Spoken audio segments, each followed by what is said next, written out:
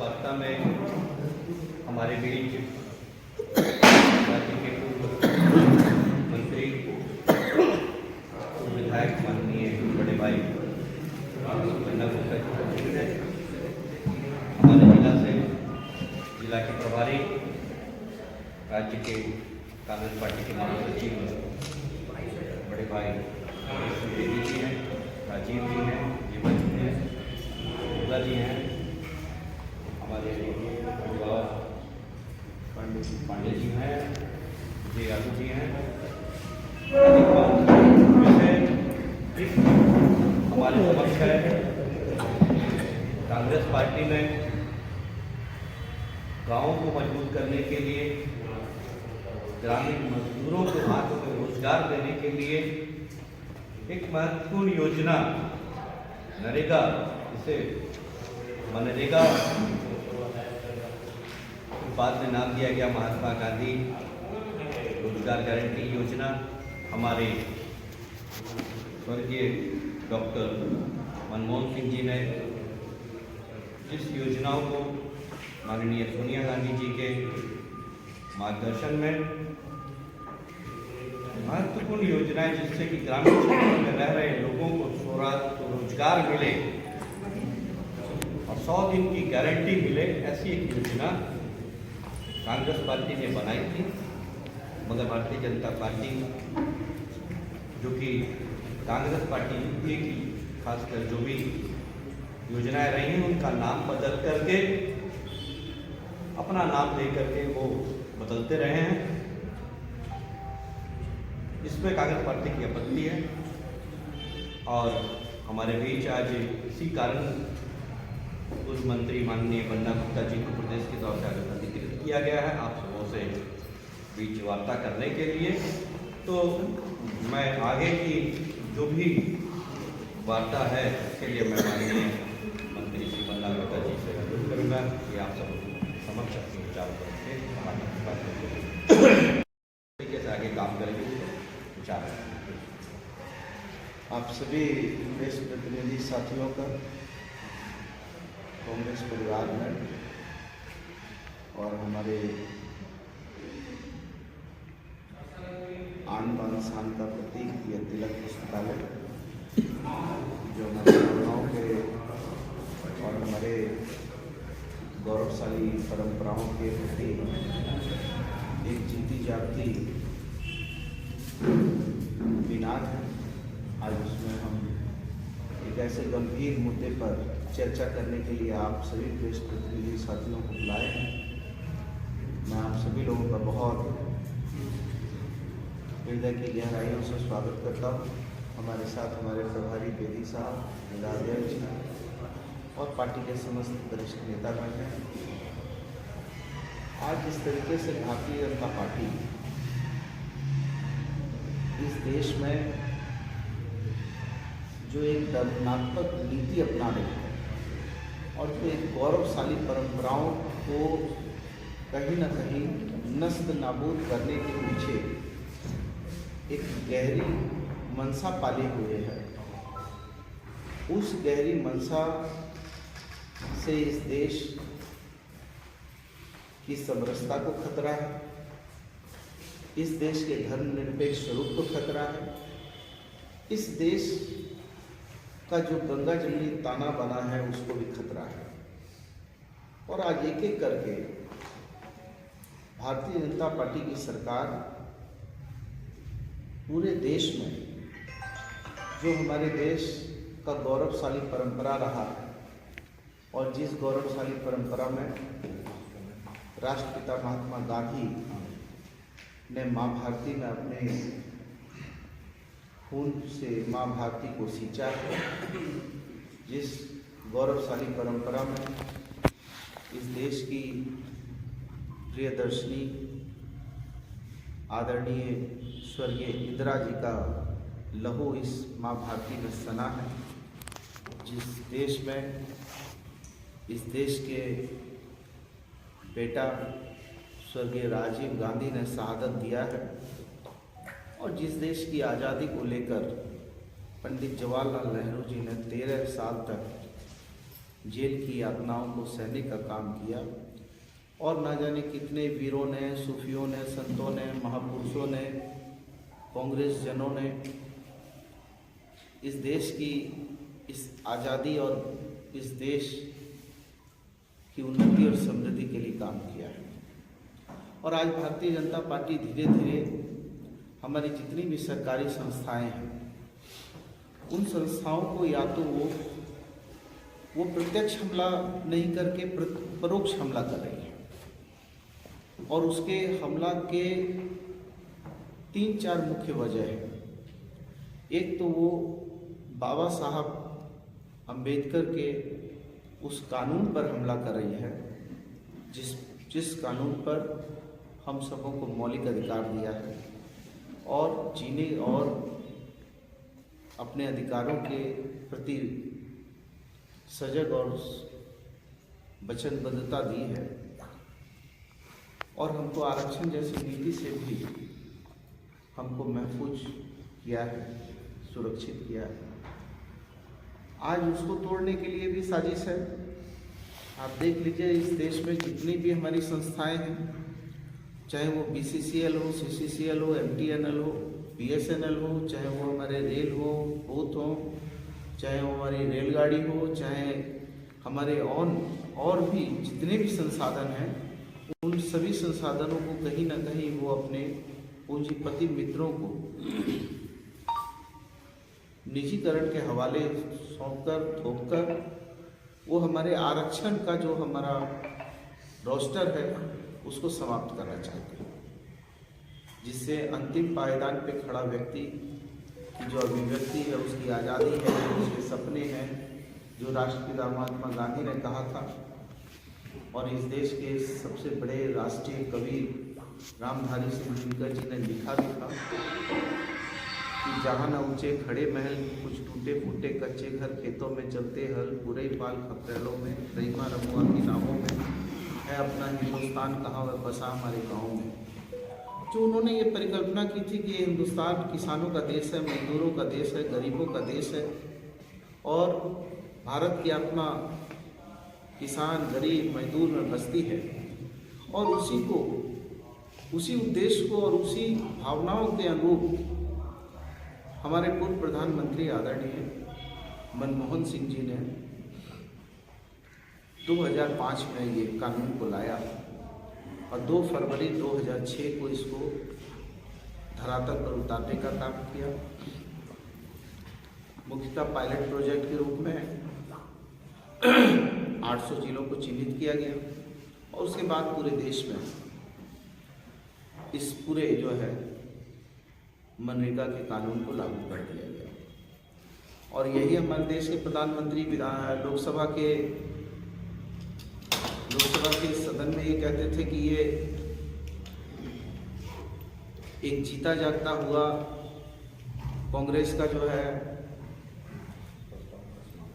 विफलता का स्मारक है और आज उनको वही स्मारक जो है उनको जो है सबसे मजबूत राजनीतिक किला समझ में आ रहा है और उस किले को किस तरीके से वो चारों तरफ से उस पर राजनीति की चाशनी चढ़ाकर जनता को गुमराह कर रहे हैं। इसी उद्देश्य से हम सारे कांग्रेस जन कहीं ना कहीं आंदोलित है और कहीं ना कहीं राष्ट्रपिता महात्मा गांधी को ये कह रहे हैं बापू हम शर्मिंदा हैं, आज भी तेरे कातिल जिंदा हैं। कहीं ना कहीं प्रत्यक्ष या परोक्ष रूप से राष्ट्रपिता की हत्या करने वाले लोग आज भी जिंदा हैं। नाथूराम गोडसे ने तो राष्ट्रपिता को तब गोली मारी थी जब वो जा रहे थे और वो अपना प्रार्थना सभा में जा रहे थे और प्रार्थना सभा में कहते थे कि रघुपति राघव राजा राम, पतिता पावन सीताराम, ईश्वर अल्लाह तेरो नाम, सबको सन्मति दे भगवान। वो ये प्रार्थना करने जा रहे थे तब उनके सीने पे गोली मारा और उन्होंने ही कहा था, अंतिम 3 शब्द कहे थे, हे राम हे राम हे राम करके उनके प्राण पखेरु उड़े थे। तो मैं समझता हूँ कि मर्यादा पुरुषोत्तम श्री राम का यदि कोई वीर हनुमान के बाद यदि कोई सच्चा भक्त है तो इस देश के राष्ट्रपिता महात्मा गांधी और आज उनकी हत्या करने का ये फिर कुत्सित प्रयास हो रहा है कि उनकी उन योजनाओं से उनको जो है कहीं ना कहीं उनकी मूल भावनाओं से इनको दूर किया जा रहा है। जो मनरेगा योजना इस उद्देश्य से गई थी कि वो गांव का विकास होगा। हमारी जो है पूरी दुनिया में जब आर्थिक अर्थव्यवस्था गिरी, लेकिन हिंदुस्तान उस समय भी उस समय भी जब पूरी दुनिया जो है वैश्विक संकट के दौर से गुजर रही थी, तब हमारे अर्थशास्त्री प्रधानमंत्री जी ने उस वैश्विक संकट को भी हमको जो है उस संकट से उभारने का काम किया और हमारा जो है इंफ्रास्ट्रक्चर को, हमारे जो ग्रास रूट लेवल के रूट को, हमारा जो है अंतिम पायदान पर खड़े व्यक्ति को जो मजबूती और आधार दिया। आज जो है कहीं ना कहीं जिन मूल उद्देश्यों से कि जो हमारा देश एक इतना बड़ा देश है कि दुनिया में दूसरा जनसंख्या वाला देश है, इसकी जो है कहीं ना कहीं जो है इसका जो है श्रम शक्ति का हम उपयोग करें, और इसी के तहत एक योजना लाई गई 90-10 की, ये मनरेगा। लेकिन आज उसमें एक तरफ उसके स्वरूप में छेड़छाड़ हो रही है, उसकी आत्मा के साथ छेड़छाड़ हो रही है, दूसरी तरफ उसकी पूरी व्यवस्था के साथ भी छेड़छाड़ हो रही है। जी राम जी करके उन्होंने इस योजना का नाम रख दिया। मैं तो कहूंगा कि इसके पीछे का उद्देश्य क्या है, ये लोगों को बताना चाहिए। प्रधानमंत्री जी तो कहा करते थे कि जब मुख्यमंत्री थे तो वो कहते थे, वो कई बातों को कहते थे, आपको कई वीडियो आपने देखे होंगे, वो बराबर इस बात को कहते थे कि मुझे मालूम है कि यदि देश में घुसपैठी घुस रहे हैं तो केंद्र की सरकार इसके लिए जिम्मेवार है। वो बराबर इस बात को उल्लेख कर रहे थे कि यदि रुपया गिरता है और डॉलर का दाम बढ़ता है तो इसके लिए केंद्र की सरकार जिम्मेवार होती है। वो कह रहे थे, बार बार अपने संबोधन में कह रहे थे कि महिलाओं से जो है उनके मंगलसूत्र भी छीनने का प्रयास हो रहा है और सोने चांदी भी जो है देश की सरकारें जो गिरवी कर रही है। आप देख लीजिए, मनमोहन सिंह जी की सरकार के समय तेल की कीमत क्या थी, आज देख लीजिए आज तेल की कीमत क्या है, जबकि रूस ने हमको कच्चा तेल जो है कम किया। लेकिन वो जो पैसा आया, वो जो रेवेन्यू जनरेट हुआ, वो रेवेन्यू कहाँ गया, किसके खाते में गया, उससे आम जनता को क्या लाभ हुआ है, मैं आपके माध्यम से पूछना चाहता हूँ। मैं पूछना चाहता हूँ कि आज सोने की कीमत जो है 1,41,000 रुपया जो है वो 10 ग्राम हो गया है। जो प्रधानमंत्री कहते थे कि सोने का मूल्य आज जो है डॉलर कितना चढ़ गया है, 90, 91, 92 रुपया हो गया है। जो हमारे मनमोहन सिंह जी ने छोड़ा था उस समय 58 रुपया था। आज जो है कि गैस की कीमत कितनी पहुंच गई है। इसलिए कहीं ना कहीं एक तरफ पूरी तरह से हम वैश्विक संकट के दौर में गुजर रहे हैं और दूसरी तरफ हमको जो हमारे संसाधन हैं उन संसाधनों को बेचने का काम हो रहा है। और मनरेगा जैसी योजना, जिसको 90-10 की योजना को 60-40 में तब्दील कर दिया गया। हम पूछना चाहते हैं कि ये 90-10 की योजना को 60-40 में क्यों तब्दील किया गया। यदि भारत सरकार की सोच यदि व्यापक थी, बड़ी थी, तो इस योजना को तो उनको 100% जो है इनको 100% पर करना चाहिए था और इनको 100% पर करते। और यदि और ज़्यादा इनको यदि ये योजना पसंद आ रही थी तो ये क्यों नहीं इसको जो है कि 200 दिन की योजना क्यों नहीं इन्होंने लागू किया। एक तरफ आप जितने राज्य हैं, कोई राज्य जो है, हमारा राज्य जो है 3 लाख करोड़ से ज़्यादा जो है 1,36,000 करोड़ के बोझ में दबा हुआ है। हमको जो है रेवेन्यू नहीं दे रहे हैं, हमारा रॉयल्टी का पैसा रोके हुए हैं, हमारा जो है कोयला का पैसा रोके हुए हैं। कोई राज्य है जिसको 3 लाख करोड़ का है और आज जो है आज हम दुनिया में सबसे ज़्यादा कर्जा लेने वाले देशों की शुमार में खड़े हो गए हैं। तो इसलिए कहीं ना कहीं कांग्रेस जनों को इस बात को लेकर चिंता है कि जिनके हाथों में देश की बागडोर है, ये बागडोर जिनके हाथों में है, ये देश को बेच आएंगे। जिन्होंने कहा था कि नोटबंदी की बात की थी कि 50 दिन का हमको समय दीजिए, नहीं तो हमको चौक में ला के सजा जो देनी होगी दे दीजिएगा। आपने देखा नोटबंदी का क्या हाल हुआ। आपने देखा कि जिन्होंने कहा था कि 100 दिन में जो है हम स्विस बैंक से पैसा ले आएंगे और सबके खाते में 15-15 लाख आएंगे, बाद में ये कह दिया कि साहब जुमला है। तो ये कहीं ना कहीं इनकी जो है इन्होंने कहा कि 2 करोड़ लोगों को रोजगार देंगे, लेकिन आज जो है रोजगार का आप देख लीजिए, जितने भी नियोजनालय हैं, जितने भी हमारे जो नियोजनालय हैं, सब में आप जाके आंकड़ा निकाल लीजिए, आपको पता चल जाएगा कि क्या स्थितियाँ हैं। तो कुल मिला के ये हमारी जितनी भी योजनाएं हैं, केवल ये नाम बदलकर और उसको जो है झूठी जो है जनता के बीच में भ्रम की स्थिति पैदा कर रहे हैं। इसके विरुद्ध में हम लोगों ने इसके विरुद्ध में संघनाद किया है और हमारे नेता आदरणीय राहुल गांधी जी ने लाल किले से भी इसके विरोध में कहा। हमारे नेता आदरणीय मल्लिकार्जुन खड़गे साहब पर भी इसका विरोध करेंगे और एक बड़ी रैली के द्वारा हम जनता के बीच में संवाद लाएंगे कि किस तरीके से ये भारतीय जनता पार्टी की सरकार इस देश के चौमुखी विकास को अवरुद्ध कर रही है, देश के जो ताना बाना को तोड़ रही है, देश का जो हमारा आर्थिक व्यवस्था है उसको तोड़ने का काम कर रही है। इसीलिए आज हम लोगों ने आपको यहाँ आमंत्रित किया है ताकि आपके माध्यम से हमारी जो भावना है, हमारी पार्टी की जो भावना है, ये भावना जन जन तक पहुँचे। इसके लिए हम लोगों ने आपको आमंत्रित किया है। यदि आपके मन में कोई भी ऐसे सवाल हो तो हम लोग उसका जवाब देने के लिए तैयार हैं। और बस आपका मंगल में हो, सुख में हो, समृद्ध में हो। और मैं यही विश्वास करता हूँ कि ये राज्य जो है समृद्ध राज्य बने और माननीय मुख्यमंत्री जी के नेतृत्व में और हमारी नेता आदरणीय सोनिया गांधी जी, राहुल गांधी जी के सानिध्य में ये राज्य का चौमुखी विकास हो। भाजपा वालों का कहना है कि नाम पर आपत्ति है। नाम नहीं, नाम तो एक विषय है। नाम तो देखिए, ये हमला दो तरफा कर रहे हैं। एक तरफ आत्मा पर हमला कर रहे हैं। राष्ट्रपिता महात्मा गांधी क्या थे? राष्ट्रपिता महात्मा गांधी वो थे जिनके सीने पे जब गोली मारी गई तो उनके प्राण पखेरु उड़े, तो उन्होंने 3 ही शब्द कहे थे, हे राम हे राम हे राम। इसका मतलब है कि वो चाहते थे राम राज्य। कैसा राम राज्य?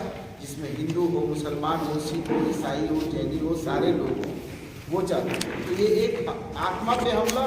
दूसरा आप देखिए, जो योजना 90-10 की योजना थी और इस योजना को 60-40 कर रहे हैं। और एक तरफ ये योजना को 60-40 कर रहे हैं, दूसरी तरफ हमारे राज्य का 1,36,000 करोड़ रुपया जो हमारा रॉयल्टी बनता है, जो हमारा अधिकार है, वो पैसा से हमको मरहूम किया जा रहा है।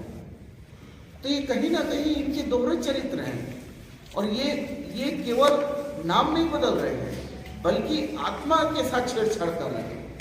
आखिर मैं पूछता हूँ कि इनको राष्ट्रपिता महात्मा गांधी से क्या एलर्जी है? इनको जो है पंडित जवाहरलाल नेहरू से क्या एलर्जी है?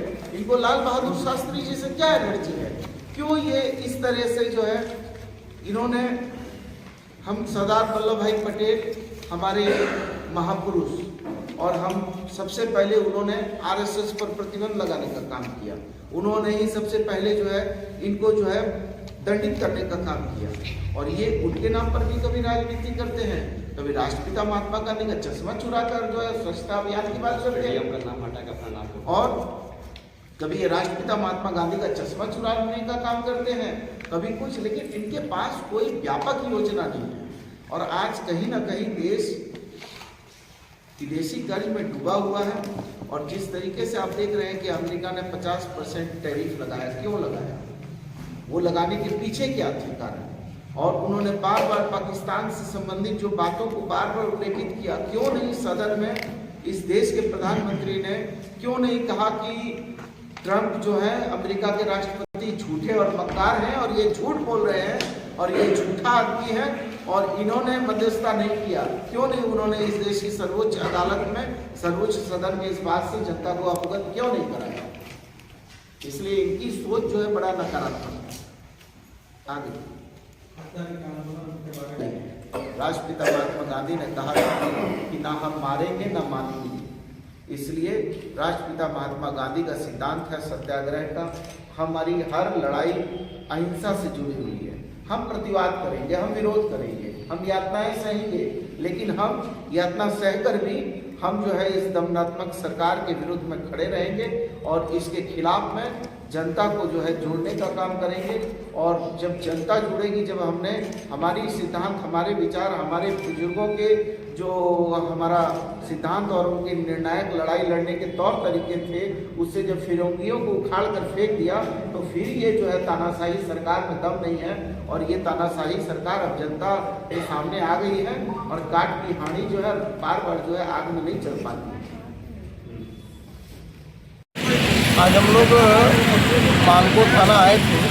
हम लोगों को जानकारी हुई कि पोस्ट ऑफिस रोड से नजरिया स्कूल होते हुए जो गुरुद्वार को रास्ता मिलाता है, उस रास्ते को में एक मंत्री जी जो रोड बनवाए थे, उस बन्ना गुप्ता जी, उस रोड के में शिलापट लगा हुआ था। उस शिलापट को किसी ने अब प्रेस बस तोड़ा है, तो हमको जानकारी नहीं है, हम लोगों को जानकारी नहीं है, लेकिन सूचना प्राप्त हुई किसी ने तोड़ दिया। उसी के संबंध में आज हम लोग मानकोट थाना प्रभारी से मिले और उनको एक आवेदन दिया और मांग किया कि ऐसे असामाजिक तत्व जो इस तरह का पीड़ित कार्य कर रहे हैं, कायराना हरकत दिखा रहे हैं, उनके विरुद्ध कड़ी से कड़ी कानूनी कार्रवाई की जाए ताकि भविष्य में कोई ऐसी हिमाकत न कर सके। क्योंकि शिलापट जब लग जाता है सड़क पर, सड़क का उद्घाटन का, मंत्री जी का चाहे किसी विधायक जी का, तो वो सरकारी संपत्ति का रूप ले लेता है। तो सरकारी संपत्ति को अगर कोई असामाजिक तत्व अगर नुकसान पहुँचा रहा है तो निश्चित तौर पर उस पर कानूनी कार्रवाई होनी चाहिए, जो कानून में प्रावधान है। हम लोगों ने बड़ाऊ से मांग किया, बड़ाऊ ने आश्वासन दिया कि हाँ इसके ऊपर हम लोग कार्रवाई करेंगे, पता करके जो लोग इस पर कार्रवाई करेंगे। वीर बंदा जिंदाबाद जिंदाबाद जिंदाबाद बंदा जिंदाबाद जिंदाबाद जिंदाबाद बन्ना गुप्ता जिंदाबाद वीर बन्ना जिंदाबाद